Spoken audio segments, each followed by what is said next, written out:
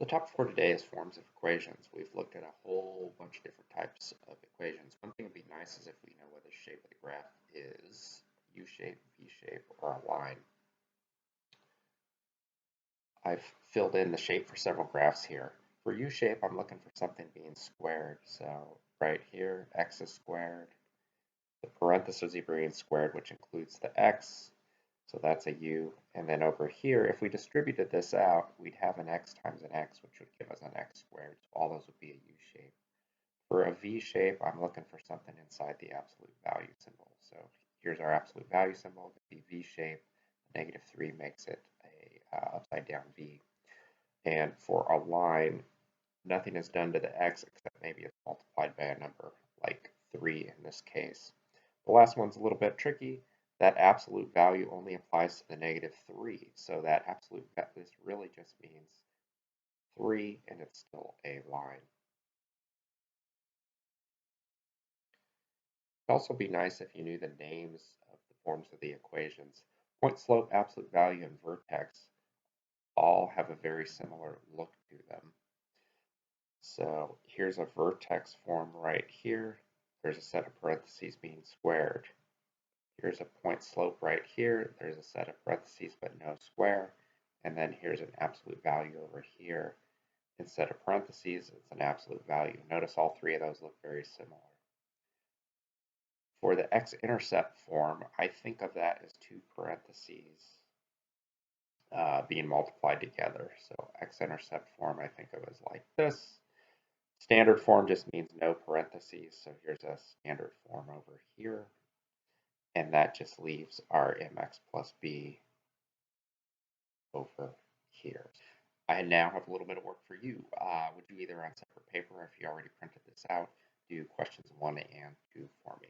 Just 1 and 2 for now.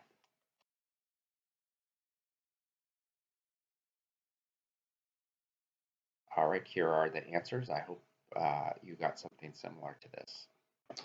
I'm going to put you back to work again.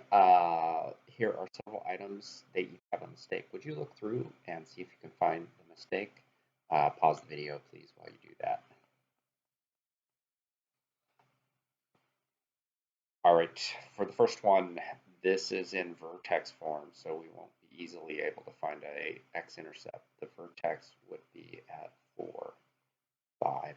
For the second one, absolute value form is good for finding the vertex, but it's not at 3. The nice number to plug in for x would be -3. So vertex is at -3, -5. The third one here, this is in x-intercept form. So we can't easily find the vertex, but the x-intercepts would be at 4 and -6. I guess I didn't need to cross out the 4 and -6. For the third one, the vertex, this is a line. This is point slope, so there is no vertex to this. So we could say there's a point at 5, 1, but it's not a vertex. Vertex means you change directions. 1 x-intercept is at 2. If I plugged a 2 in for this, we would get y equals absolute value of 2 minus 2 is 0 minus 8. We would get y equals -8.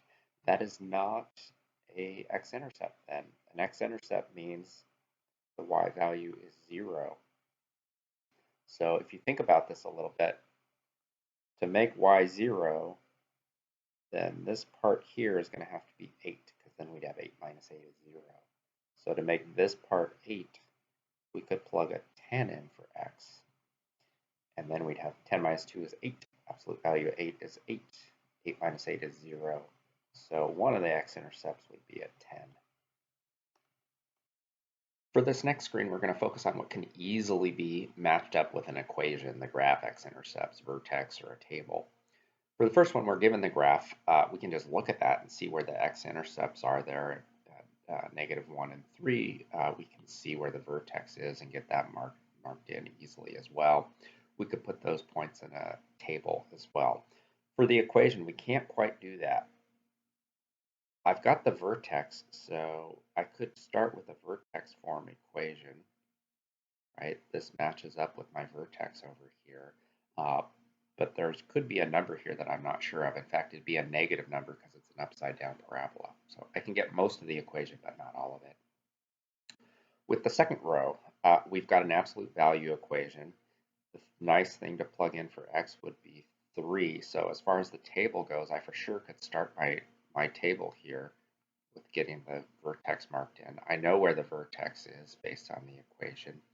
I don't easily know where the x-intercepts are, and I'd have to do a little bit of mental math to fill in the rest of the table, but I'd probably put a 2 here and a 4 here on either side of the 3. So a bunch of this is easy to do, and then some is left. The x-intercepts would be harder to figure out.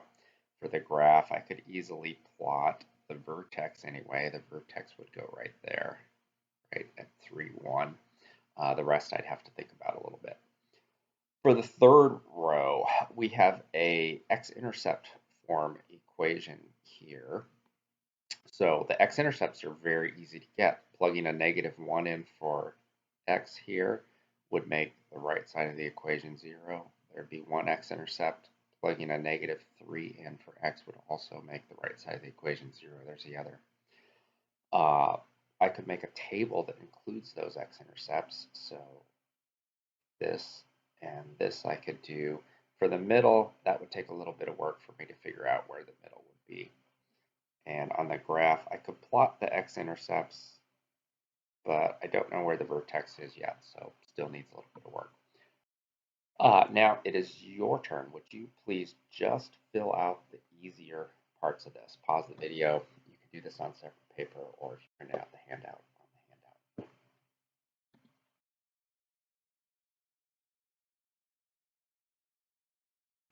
This is what I got for my answers. Hopefully you got something similar. This is the same grid that we just looked at. Now we're going to look at things that take a little bit more work. With the first row, we've got everything that we're going to get for today from the first row. Remember, the vertex was at 1, 4. The equation was something times x minus 1 squared plus 4 to match up the vertex with the equation. We're not going to worry about what would go here for today. That's a little beyond what we're going to be able to do for now. For the second one, it was absolute value. We knew the vertex was at 3, 1. We had that vertex plotted at 3, 1. We didn't have the x-intercepts yet, and we didn't have the graph fixed. There's my steepness, so I could use that, and starting at my vertex, I'll go up 2 over 1, and then up 2 over 1 the other way. And I've got my graph completed for that. Hey, there are no x-intercepts for that. Right? It does not cross the x-axis, so no x-intercepts. Another way to think about this is, could we kind of guess and check a number that we could plug in for x that would turn this into 0? No matter what I put in for x, the absolute value of all this will be positive. 2 times a positive will be a positive. Plus 1 will still be positive. So there's no way that I can make this right side of the equation 0, and from the graph, there's no x-intercept. So we're done with that one. The last was this x-intercept form equation.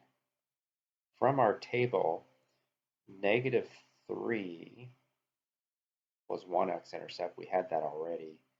And -1 was the other x-intercept, right? If we plug a -3 in for each of these x's, the right side of the equation would be 0. Same if we plugged a -1. The vertex is going to be right in the middle of the x-intercepts. So I should plot these over here too, at -1 and -3. So I can see the vertex is going to be somewhere here at -2. So I'll plot that in. And to get this, I'll go plug that -2 in for each of the x's. So the y value is going to be 2 times -2 plus 1 times -2 plus 3, which is 2 times -1 times 1, which is -2. Strange. The x and y coordinate are the same for that vertex. So there's my vertex, and it's a U shape. So I'll draw a little U shape through there. Oops, making a mess of this. Not a very good arrow. draw a U-shape through that, and I've got my parabola, and that's it. Now it's your turn. Would you finish up the more difficult parts on this grid?